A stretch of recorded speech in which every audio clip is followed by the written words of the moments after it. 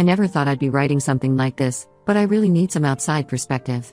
This is about my brother Mark, 37M, his wife Sarah, 34F, their daughter Emily, 14F, and the mess we're all in right now. For context, our family situation was different from most. Our parents died in a car accident when I, 35F, was 15 and Mark was 17. We went to live with our Uncle Tom, 55M now, who was our dad's younger brother. Growing up, Mark was always the charismatic one. He could make friends instantly and was super popular in school. I was more of an introvert who preferred books and studying. Despite our different personalities, we were close because we only had each other after losing our parents. Uncle Tom was amazing. He never made us feel like a burden and treated us both equally. He worked extra hours to make sure we could stay in our old school and keep some normalcy in our lives. I worked really hard in school and got a scholarship to study finance. After graduating, I landed a good job at an investment firm and worked my way up. Mark went into sales because he was great with people. He met Sarah in college, and they got married right after graduation. Emily was born a year later, and I instantly fell in love with being an aunt.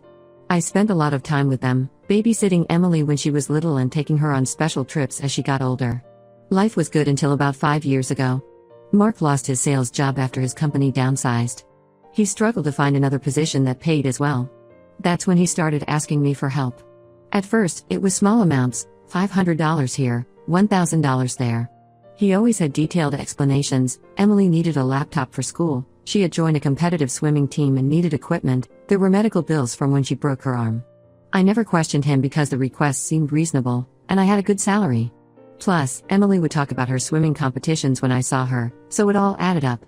Sarah would thank me for helping with Emily's expenses, though looking back, I realized she was always vague about specifics. The requests got bigger over time.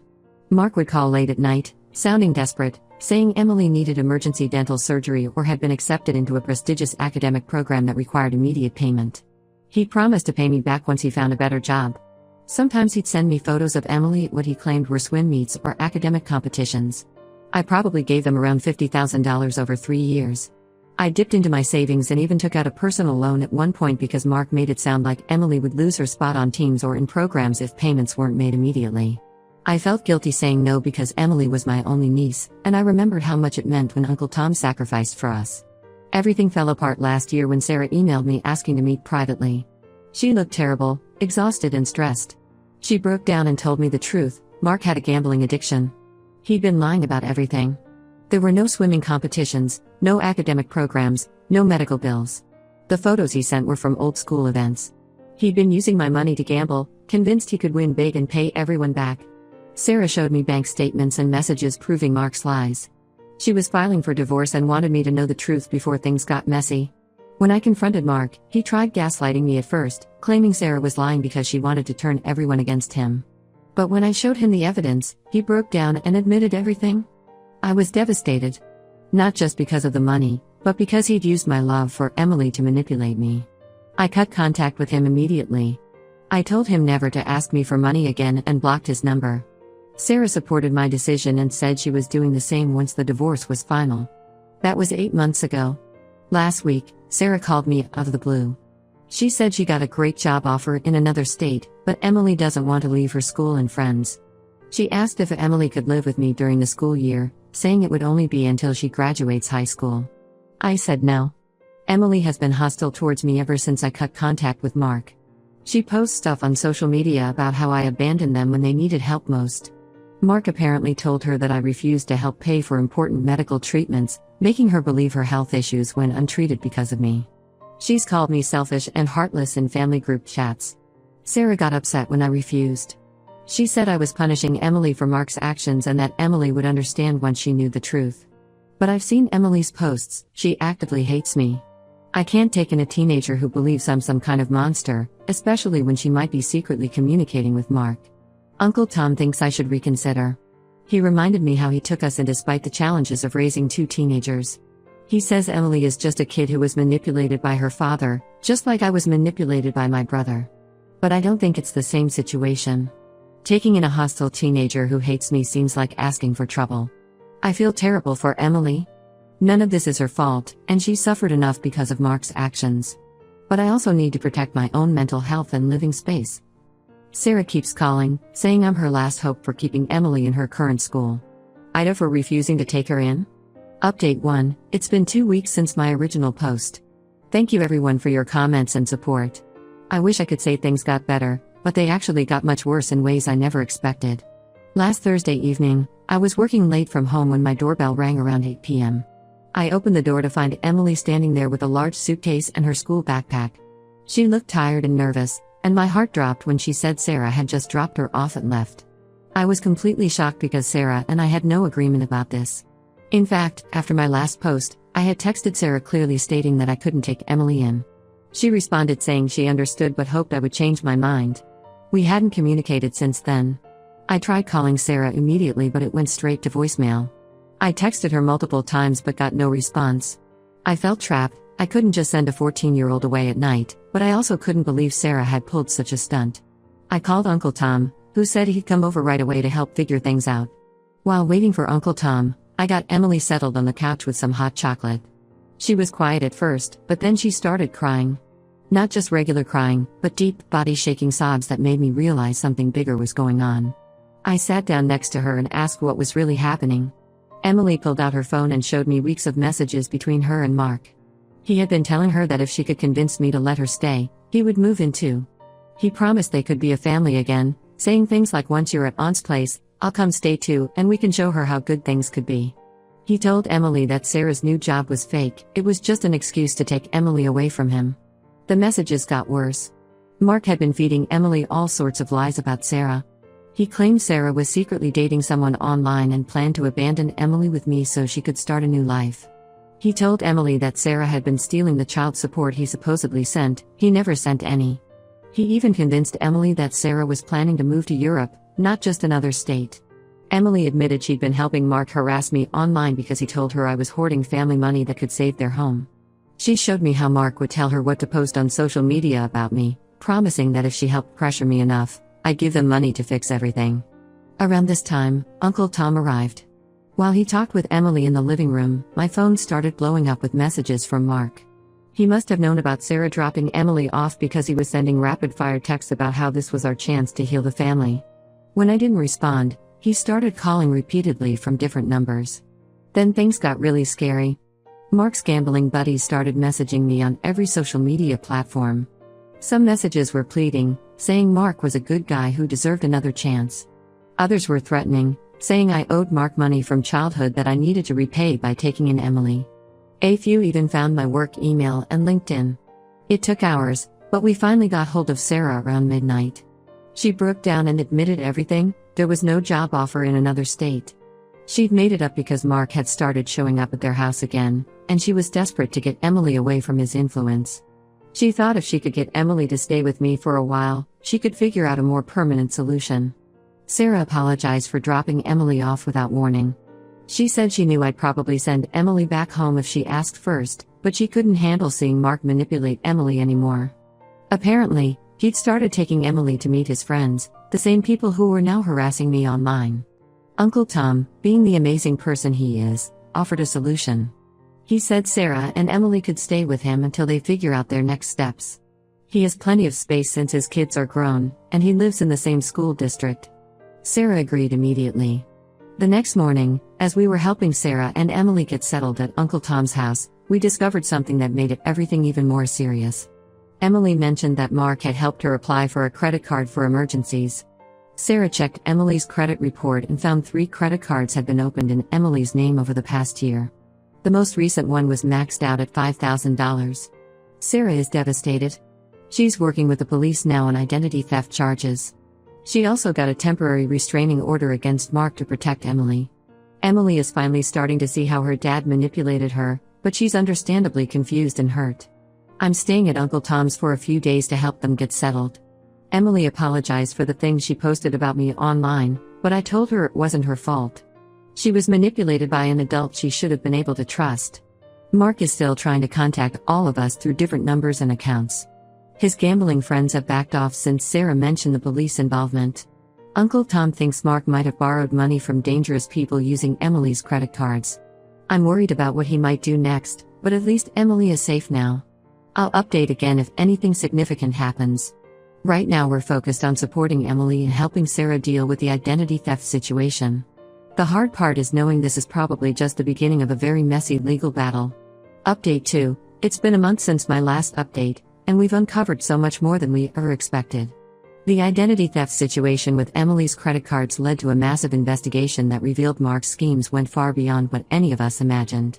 The police financial crimes unit contacted me 2 weeks ago. They discovered Mark hadn't just stolen Emily's identity, he had opened accounts in my name too.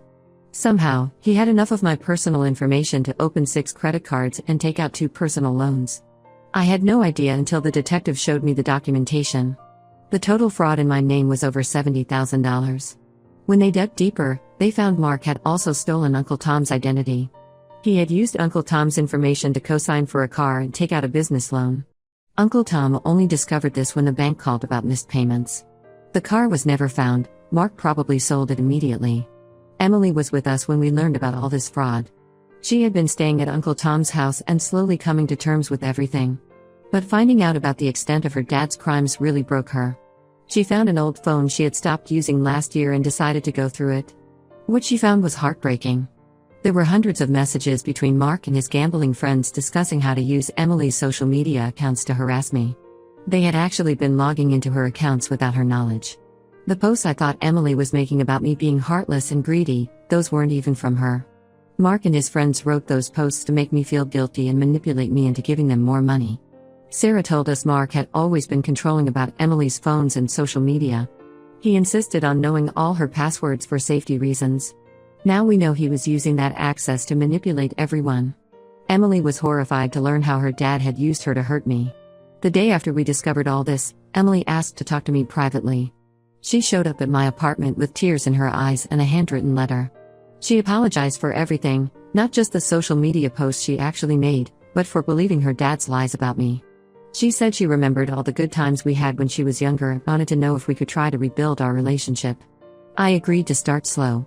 We're doing lunch dates every other weekend now. Last time, she brought old photos from when she was little, and we talked about happy memories from before Mark's gambling took over. It was nice to see glimpses of my sweet niece again. Meanwhile, Mark has vanished. The police tried to bring him in for questioning, but he cleared out his apartment and disappeared. His gambling buddies aren't being loyal anymore. Several of them came forward to the police after discovering he had stolen from them too. We learned Mark owes money to some dangerous people in underground gambling circles. Sarah found text messages on Emily's old phone showing Mark had borrowed $20,000 from someone named Big Mike, using Emily's credit cards as collateral. When Sarah told the police about this, they said Big Mike was a known loan shark they'd been trying to catch. The FBI is now involved because Mark's identity theft crossed state lines. Uncle Tom has been amazing through all of this. He helped Sarah and Emily get set up in a small apartment near his house. Emily is still in her same school, and Sarah found a part-time job at a local dental office. They're struggling financially because of all the legal fees, but at least they're safe. The hardest part in all of this is seeing Emily process the truth about her father. She swings between anger at his betrayal and worry about where he is and if he's safe. The police think he might have fled the state, possibly heading west where some of his gambling contacts have connections. I'm working with a fraud investigator to clean up my credit. The banks are removing the fraudulent accounts, but it's a slow process. Uncle Tom is dealing with the same thing. The detective said we should get some restitution if they catch Mark, but no one seems very optimistic about that. Right now, we're all just trying to rebuild. Emily started making new social media accounts that only she controls. Sarah is looking for a better job. And I'm learning to trust my instincts more. That nagging feeling I had about Mark's stories all those years ago was right. Update 3. 2 months have passed since my last update. The biggest news is that Mark finally got caught. He was arrested last week trying to cross the Canadian border with fake ID documents. A Border Patrol agent recognized him from the fraud alert bulletins. The police called Sarah first since she's still legally his wife. She told me and Uncle Tom immediately. Emily was at school when we got the news, and we all agreed Sarah should tell her privately when she got home. Emily's reaction was complicated. She cried but said she felt relieved knowing he couldn't show up unexpectedly anymore. The prosecutor met with us yesterday. They found evidence that Mark was part of a larger identity theft ring operating through gambling circles. They offered him a deal, less prison time if he helps identify other people involved, especially Big Mike. Mark took the deal pretty quickly, which didn't surprise any of us. Through his lawyer, Mark tried to contact me several times. He sent messages about needing money for legal fees and claiming he could explain everything. I blocked the jail's phone number after the third call. Some cousins found out about his arrest and started messaging me saying I should help him one last time because he's family. I blocked them too. Emily and I have been making progress in rebuilding our relationship. We've had lunch together every other weekend for the past 2 months. Last week, she asked if she could start coming over to my apartment sometimes after school when Sarah works late. I agreed as long as she keeps her grades up. Sarah found a full-time position at the dental office where she was working part-time. The pay is better and includes benefits. Their apartment lease is up next month, but Uncle Tom told them they can stay with him longer if they need to. He's been teaching Emily to garden, which seems to help her cope with everything. The police recovered some money from Mark's fraud schemes. They found a storage unit in Nevada with cash and expensive items he bought with stolen credit cards. The detective said once everything is processed, victims should get partial restitution. They also found notebooks with details about all his scams. He kept careful records of every identity he stole and every account he opened. Yesterday, Mark's lawyer contacted us again with a message from Mark. He wanted Emily to visit him in jail. Sarah left the decision up to Emily, who thought about it overnight and decided she's not ready to see him. Her school counselor said that's perfectly normal and she shouldn't feel pressured. I've decided to stay completely away from Mark. Some extended family members think I'm being harsh, saying he needs support now more than ever. But Uncle Tom put it best. He said Mark had countless chances to make better choices, and supporting him now would just enable more bad behavior. Emily understands my decision. She told me she still loves her dad but knows she can't trust him. She's working with her school counselor to process everything.